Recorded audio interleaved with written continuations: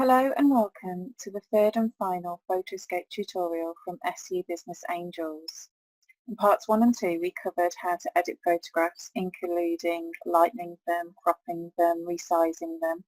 We also covered in part 2 how to create a watermark, and today in our third and final one we are going to show you how to add watermarks to those photographs so that you can protect your images as you upload them onto your website. And also how to batch edit, in other words how to edit more than one at a time, and also how to combine photographs for that moment where you might need to create one image from two pictures. So let's get started, and we're going to click into Batch Editor. Here I'm already in a folder where I have some projects photographed ready to work with. And the way that I would add several at a time to work with is to open the folder where they are and drag the photographs from there into this box at the top. So these are the photographs that I am looking to edit. And you can see that some text has already appeared on because I've used this program before and already have some watermarks within there. That's just a basic one with my name on, which I barely use, to be honest. But to add a watermark, if you've never added one before, you would go to Object here on the right hand side, and you would click on the three little dots where you will be able to say Photo. And then you can go to where you have saved your watermark. So this is the watermark I created in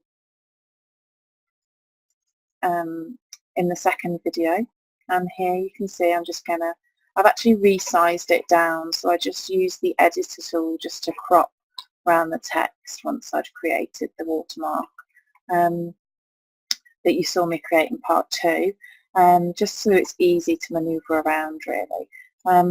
So there you have it. Simply click on that, add a photo, and it's there. And if I wanted to maybe convert a range of photographs, and as long as they're the same orientation and the same size, like these ones, which are numbers 1 and 2, you can see that I could convert those. If I do it on 3, because that is a different layout of photograph, you can see it doesn't quite work. And also it's quite big watermark for that particular photo. I don't have a lot of space around there. So I'm just going to get rid of photo 3 because I don't really need to edit that one just at the moment. But you can see here, put it back into place. If those two photos are very similar in terms of where I would want the watermark, so I can quite quickly convert all. I'm going to save them in a different place just so that if I want to go back and edit the original photographs, and that I can do. So I'm just going to save them into here, project photos. Save system name, click save, and it's telling me conversion is complete. If I was maybe doing this for a large number of photographs, obviously it would take slightly longer, but it's very, very quick to do. And if we just go into Viewer, you will see here now, let's see if I bring this up. There's the first one, and there's the second one. So I've saved both of them in one go, quite simply, into with the watermarks on. So that's how you can quickly add a watermark. The other thing is that you can save, you can quickly edit those both together. So a bit of batch editing there. You can also batch edit in terms of the format of the photograph. So here it has added a black line around both of those photographs for when I upload them onto my blog. I like a little black line border around them, just makes them pop off the white page. So it automatically is set to do that because I've told it to. So you can select here any manner of borders. It will also adjust it. So you can see down here at the bottom, it was originally this size, this photograph, when I edited it, but I've actually converted it as I've saved it then into a slightly smaller size. It's still the same ratio and proportion, but it's actually a slightly smaller size just to load up onto my website. So that is automatically set in there every time I come into Batch Editor. So if I don't want to do it, I have to remember just to go and change it, but generally those settings are there just for the photographs that I'm editing. So that's one of the reasons why I love this program for editing photographs, because it just takes some of the duplicating steps out of the process. So I'm just going to add in, show you how you can add more to your photograph. So you just add photo 1 can be your watermark. You then can go on to add like a title. So here I want to maybe add a title. You click on text, you can edit it. As you can see, I was just testing it earlier. I already have typed a particular one that works with this photograph. So then I can maybe it will put it on both. So if I click convert all, I will have that same title on both photographs. But maybe I decide, actually, do you know, I'm just going to add it to this one. So then instead of clicking convert all, I can just click convert current photo, and I may well save as in the same place as before, but with the word title. So I'm going to click save, and if we go back into viewer, did I save it in the right place? Hold on a second. Convert current photo.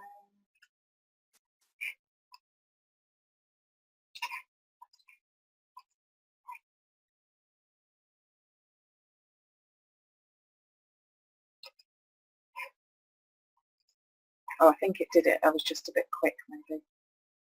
Let's go back in. There you go. You go click out and go back into viewer. So now you can see I've got both photographs, and also I've got this third one now with a title.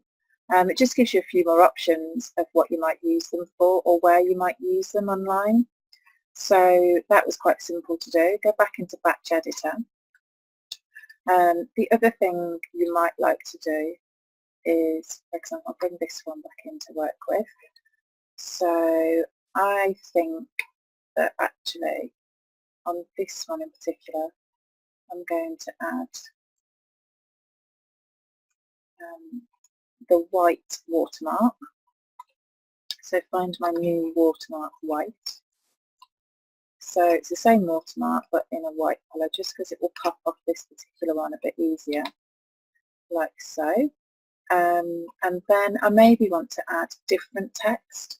And the format of the text, for example, you can have set. So if it's a font and a size that you would generally use, then you can have it. It will remember all of that.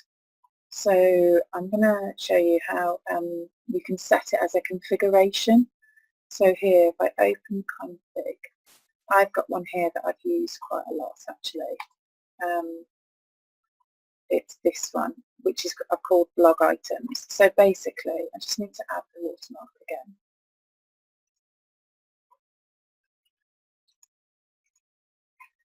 Go to add the watermark. And it's there. And then you can have it so that it automatically, I've typed this in earlier just as a test run before doing this, but I can add different levels. So maybe I want one here, which might be the magical day stamp set. Hashtag 145857. Okay. Maybe I just want to resize that slightly so it fits on the grey. But the main thing I want to shout out about is this Myths and Magic Designer Series paper. So I've got that there, and if it's this kind of styling and font that I would use time and time again, I can save it as a configuration. So that's what I've done. I'm going to save this configuration, and then you can have all manner of configurations. So I use this program a lot for various different things.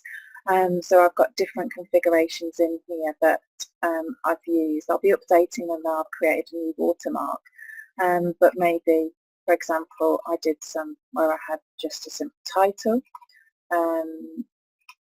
I've got the Stampin' Creative blog hop, so that's already in there. And I can reformat it and save it again. There are various different options, but it means you can save them as a configuration to use time and time again. So if there's a set way you have your photographs, it makes it very quick. and then you can just edit the actual text. So that's how you would do that. The last thing I'm going to show you is how to edit and combine two photographs.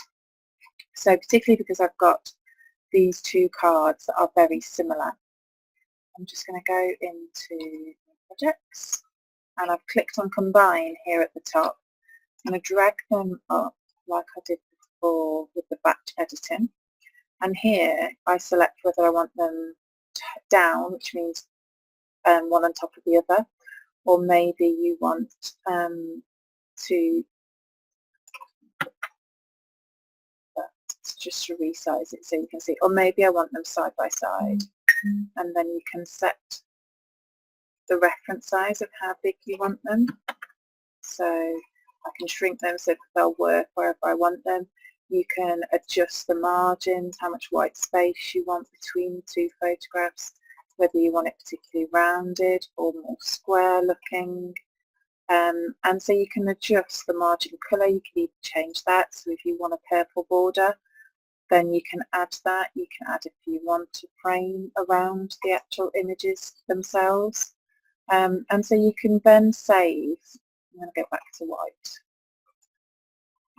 But you can save, combine two photographs together. So I quite often use this if I want to print out on my Canon selfie printer.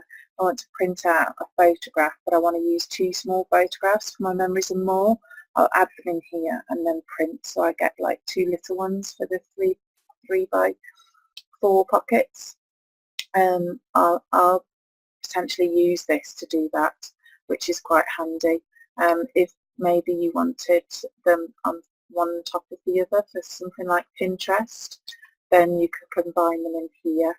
I do use Canva as well for things like that, which I'm sure we'll be doing some little tutorials at some point maybe on Canva, but the Photoscape does all that too. So just another little trick that you could use within this program to make the most of your photographs online. So that's all for today. I hope it's been useful. I hope it's been worthwhile watching.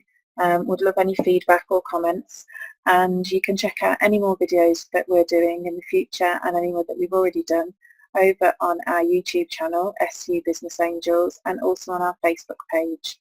Thank you for listening.